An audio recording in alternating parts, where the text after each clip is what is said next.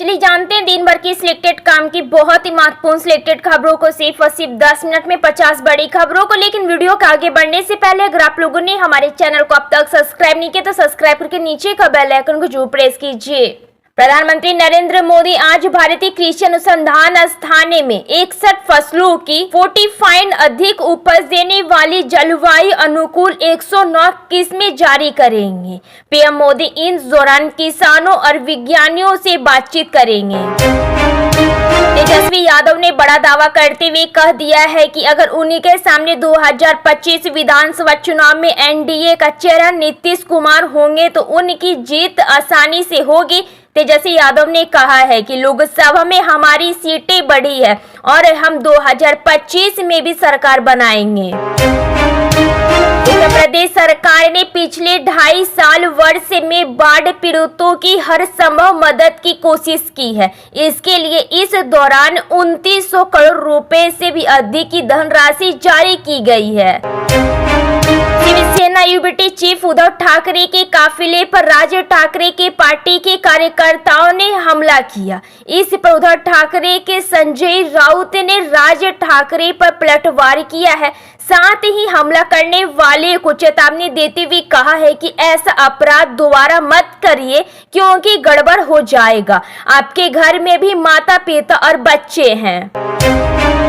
Bahujan Samajwadi party BSP के अध्यक्ष और उत्तर प्रदेश के पूर्व मुख्यमंत्री मायावती ने आज अनुसूचित जाति एससी और अनुसूचित जनजाति एसटी के अंदर उप वर्गीकरण और क्रीमियर लेयर संबंधित मामले में कांग्रेस अध्यक्ष के बयान पर प्रतिक्रिया देते हुए कहा है कि कांग्रेस ने नेहरू और गांधी को आरक्षण का श्रेय दिया है जिसमें रत्ती भर भी सच्चाई नहीं है।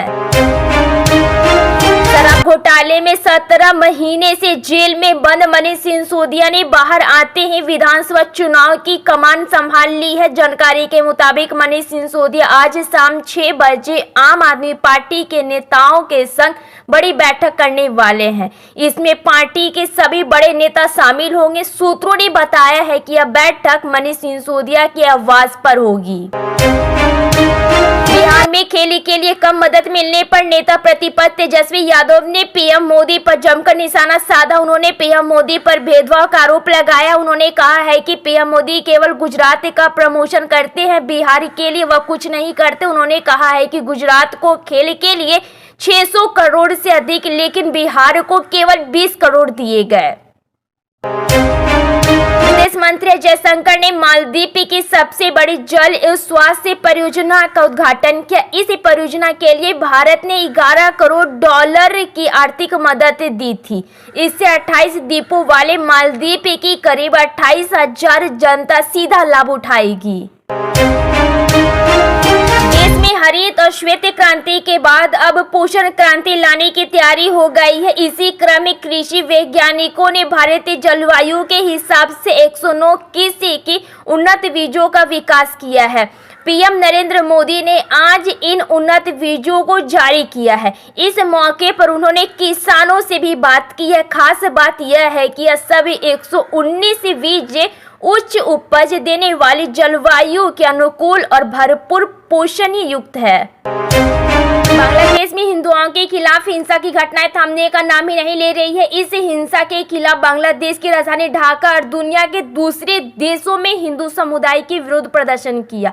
हिंसा के खिलाफ वंशी घटाने में व्हाइट हाउस के बाहर बड़ी संख्या में लोगों ने विरोध प्रदर्शन किया। प्रदर्शनकारियों ने बांग्लादेशी अल्पसंख्यकों को बचाए जाने का नारे भी लगाए।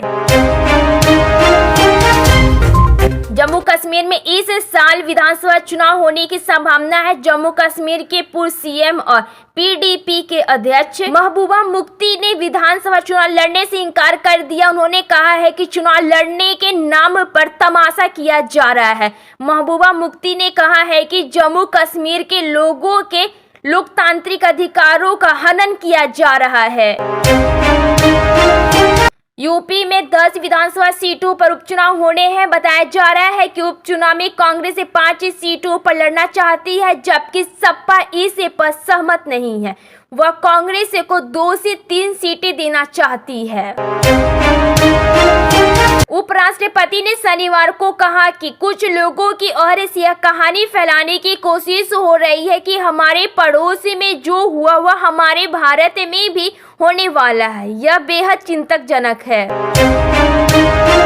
गुजरात के राजकोट में बीजेपी चीफ जेपी नड्डा ने हर घर तिरंगा अभियान की शुरुआत की है। उन्होंने यात्रा का उद्घाटन तिरंगा झंडा दिखाकर किया है। इस मौके पर नड्डा ने गुजरात की धरती की तारीफ की। नड्डा ने कहा कि यहाँ की धरती ने देश को कई सपूत दिए हैं। उत्तर प्रदेश में परिवहन व्यवस्था को आधुनिक करने की तैयारी शुरू हो गई है। इसके तहत 16 जनपदों में 23 नए बस टर्मिनलों का आधुनिकीकरण किया जाएगा। इससे प्रदेश में कनेक्टिविटी बढ़ेगी, जिससे लाखों लोगों को फायदा होगा। जेल से बाहर निकले दिल्ली के पूर्व मुख्यमंत्री और आप नेता मनीष सिसोदिया ने भाजपा पर जमकर भड़ास निकाली। उन्होंने कहा है कि नेताओं, व्यापारियों और आम आदमी पार्टी पर गलत कानून लगाकर उन्हें जेल में डाला जा रहा है। विपक्ष अगर एकजुट होकर एक आवाज में बोले तो 24 घंटों के भीतर मुख्यमंत्री अरविंद केजरीवाल जेल से बाहर आ जाएंगे। सपा की युवाओं पर ध्यान केंद्रित करने के लिए 1 महीने तक चलने वाला पीडीए छात्र नौजवान जागृति अभियान शुरू किया है। समाजवादी पार्टी सपा लोकसभा चुनाव में अपनी पीडीए रणनीति की सफलता के बाद अब उत्तर प्रदेश में अपने कैडर आधार को मजबूत करने के लिए पिछड़े और अल्पसंख्यक समुदाय के छात्रों एवं युवाओं को सेगी